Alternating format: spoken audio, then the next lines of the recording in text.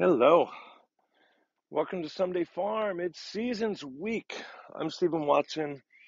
You're watching today's Tàijíquán Tip. Today's tip is to consider a student's studies of the art or arts to be comprised of seasons. So it could be complicated if we're thinking about a way to consider this for every student or a particular student. And it can be complicated because they can be studying more than one art. And it can be complicated because while they may only be studying one art now or with you, they might have had a career of having studied other arts, and maybe those constitute their spring and summer. I don't know. But I'd like you to consider student studies of the arts to be comprised of seasons. And a question I have for you then is, after consideration, right? Does each student experience the same seasons in the same or roughly the same duration? Are those seasons comprised of the same curricula? Right?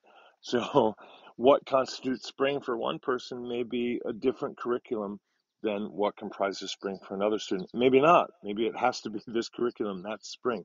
That's fine. Can a student skip seasons?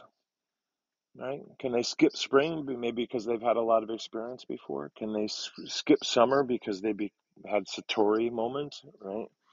Does each student always and necessarily follow the same season cycle?